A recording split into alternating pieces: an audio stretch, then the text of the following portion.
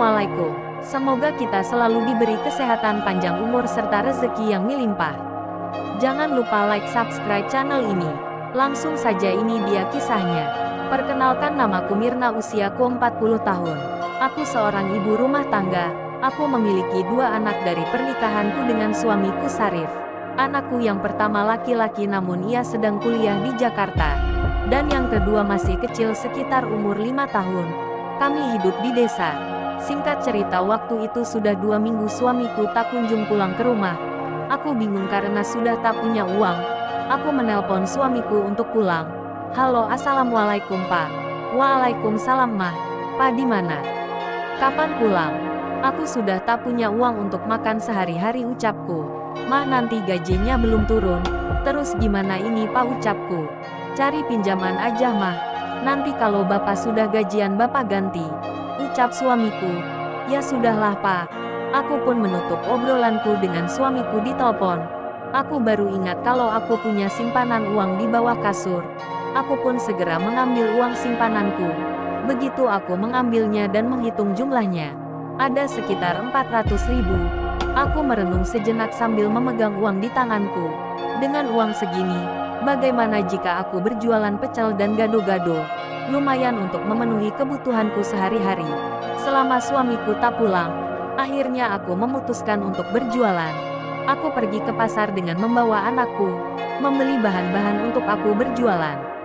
Alhamdulillah besok aku akan mulai jualan. Hari itu aku sibuk menyiapkan bahan-bahan ditemani anakku yang masih kecil, karena cuma ada kita berdua di rumah ini.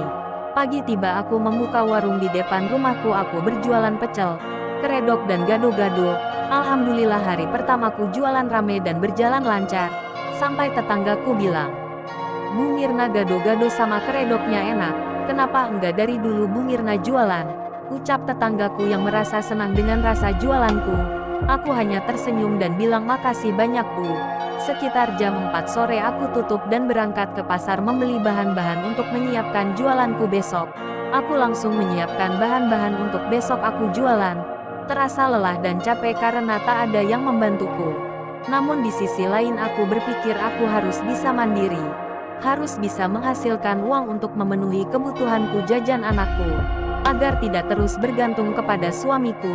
Karena suamiku sekarang jarang pulang. Seiring berjalannya waktu, tak terasa sudah 1 minggu aku berjualan. Suamiku masih belum pulang. Biasanya 2 minggu sekali suamiku pulang ke rumah dan memberiku uang untuk kebutuhan sehari-hari. Namun kali ini sudah 3 minggu dia tidak pulang. Untungnya aku jualan jadi aku punya uang dari aku jualan. Waktu itu tetanggaku menanyakan suamiku. Bu Mirna, suaminya masih belum pulang ya Bu? Ucap tetanggaku. Belum Bu. Hati-hati Bu Mirna. Jangan-jangan suami Bu Mirna punya simpanan di sana. Saat itu aku kaget mendengar ucapan tetanggaku barusan. Membuat aku kepikiran suamiku. Pikiranku campur aduk saat itu. Karena sudah 3 minggu lebih dia belum pulang. Aku semakin cemas dan khawatir dengan omongan tetanggaku yang belum pasti.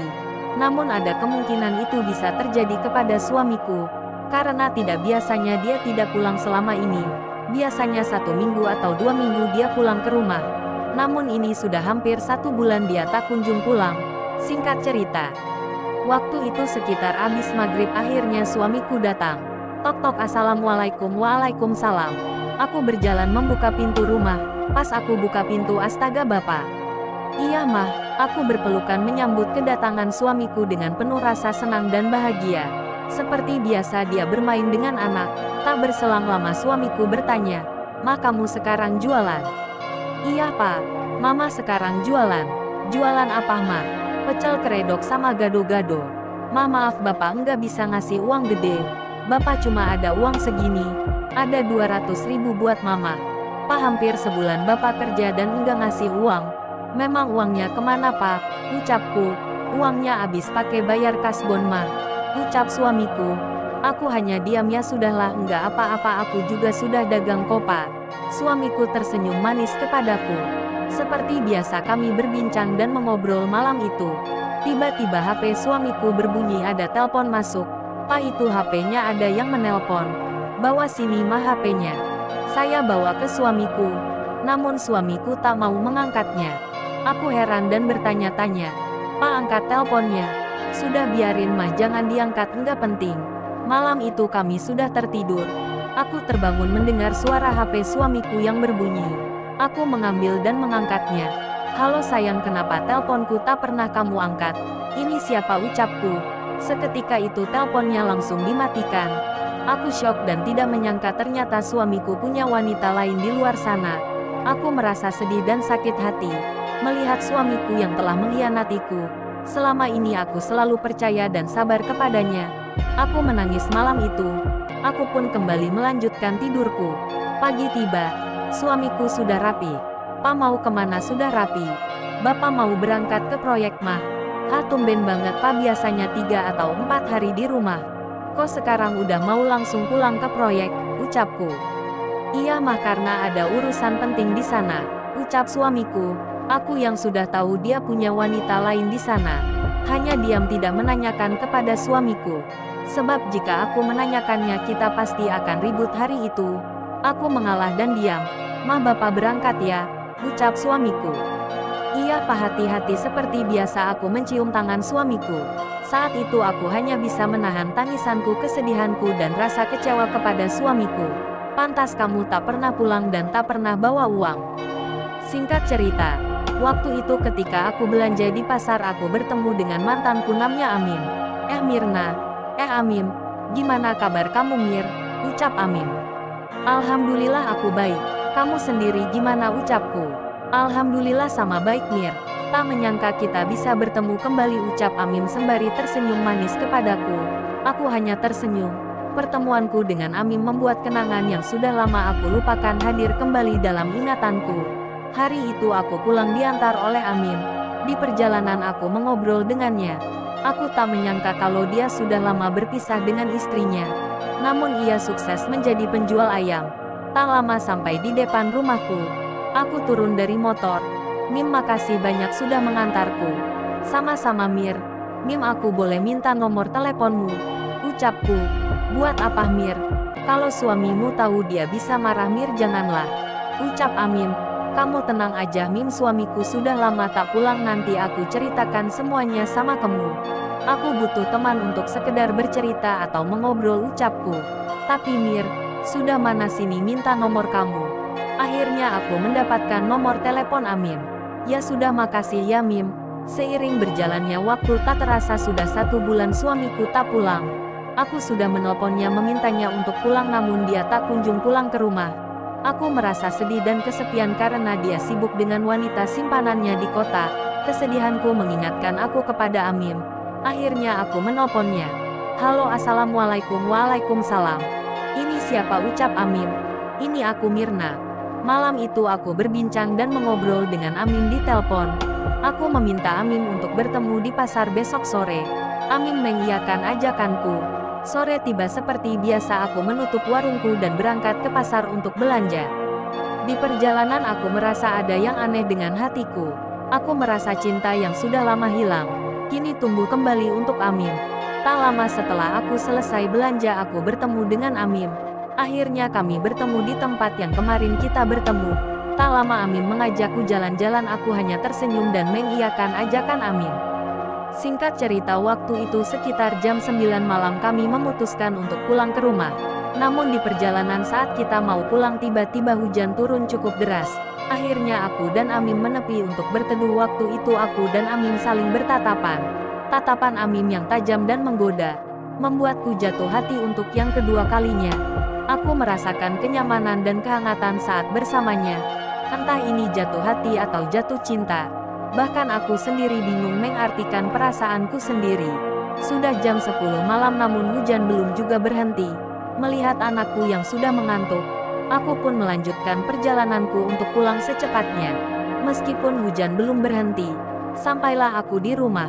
Hujan yang begitu deras dan besar membuat semua pakaianku dan Amim basah. Akhirnya aku pun mengajak Amim untuk masuk ke dalam rumah. Karena kami sudah kedinginan. Aku melihat malam itu sepi dan tak ada orang yang melihatku malam itu. "Sekalian Mim, motornya masukin," ucapku. Amim hanya mengangguk kepadaku. "Mim, kamu pasti kedinginan. Kamu tunggu di sini, nanti aku ambilkan handuk dan pakaian buat kamu salin, ucapku. Amim hanya tersenyum dan mengangguk kepadaku. Aku melangkah menuju kamar untuk mengambil handuk dan pakaian buat Amim. Tak lama aku keluar menuju ruang TV. Ini handuk dan pakaiannya. Saat itu aku tak sadar jika kancing bajuku tepat di kedua melonku yang besar terbuka membuat Amim bengong. Saat itu mungkin dia melihat kedua melonku yang besar. Sudah, jangan dilihat terus, nanti aku kasih kalau kamu mau, ucapku kepada Amim. Mendengar itu Amim langsung tersenyum. Apa sih Mir, suka ngaco kamu, ucap Amim. Kamu lihat dua melonku yang besar kan? Saat itu wajah Amim jadi merah dan grogi. Ya sudah, aku mau mandilah. Melihat dia yang tak bisa alasan lagi, membuatku tersenyum sendiri. Tak lama, sekitar 10 menit dia keluar dari kamar mandi. Aku yang sudah memakai handuk untuk mandi. Seketika itu mata Amim terus melihat ke arah tubuhku yang hanya memakai handuk. Dia terus melihat ke arah melonku yang besar. Sepertinya dia ingin kedua melonku, gumamku sambil melangkah ke kamar mandi. Malam itu aku hanya memakai baju daster seksi tanpa lengan. Sengaja aku ingin menggoda Amim. Begitu aku keluar dari kamar, Amim langsung menatap ke arahku. Dia hanya diam tanpa kata. Ketika melihat tubuhku yang besar, seksi, montok dan mulus. Melihat Amim yang saat itu sedang terbaring, aku langsung menaiki tubuhnya. Mim, aku merindukanmu. Aku sudah lama tak bercinta karena suamiku tak pulang-pulang. Ayo Mim, beri aku kepuasan malam ini. Tapi Mir, kamu tenang aja Mim. Di sini aman, tak ada siapa-siapa selain kita berdua. Lagi pula di luar sedang hujan deras. Aku langsung mencium bibir Amim memakan dan melahapnya. Tangan Amim yang terus menjelajahi tubuhku dan membuka pakaianku hingga aku sudah tak memakai apa-apa waktu itu. Ayo Mim, makan melonku yang besar ini. Amim langsung memakan kedua melonku yang besar dan kenyal. Ah, enak banget Mim. Ayo Mim, terus makan dan hisap lagi. Aku merasa geli dan enak sekali ketika dua melonku yang besar dimakan dan dihisap olehnya. Ah, terus Mim, makan lagi melonku. Aku sudah tak tahan. Aku sudah tak kuat lagi Mim. Amim terus memakan dan menghisap melonku yang besar. Seketika itu tangan Amim menyentuh roti sobekku. Aku langsung menggeliat ke atas. Oh, enak banget Mim. Lalu Amim turun ke bawah dan memakan roti sobekku. Mim, kamu suka yang ini, ucapku sambil memejamkan mata. Suka Mir? Ya sudah, nikmati jika kamu suka, ucapku. Aku terus mendesah. Mataku merem melek, aku menggigit bibir bawahku. Ah, enak sekali. Ayo Mim, terus makan lagi roti sobekku. Aku sudah tak tahan Mim. Aku pun bangun dan membuka celana Amim. Begitu aku buka. Wow, timunmu besar sekali Mim. Aku langsung melahap dan memakan timun Amim. Ah, enak banget timun kamu. Aku boleh menikmatinya kan Mim? Ucapku. Silahkan Mir. Aku terus melahap dan memakan timun Amim yang besar dan panjang. Ini enak banget Mim, sungguh nikmat rasanya. Tak lama aku memasukkan timun Amim ke dalam roti sobekku. Ah Mim, enak sekali, mataku langsung merem melek. Aku menggigit bibir bawahku. Oh, ini nikmat sekali. Posisiku saat itu berada di atas tubuh Amim. Aku menggenjot Amim dengan penuh semangat dan cepat, karena waktu itu rasanya benar-benar nikmat sekali. Keringat demi keringat bercucuran di sekujur tubuh kami. Aku menikmati permainan dan timun besar Amim yang membuat roti sobekku basah dan banjir kemana-mana. Aku puas malam itu, makasih Mim, aku puas dan aku bahagia. Kamu sangat kuat dan tahan lama, aku mencintaimu Mim, terima kasih sudah memberi aku kebahagiaan. Inilah kisahku. Terima kasih sudah menonton video ini, jangan lupa like dan subscribe channel ini.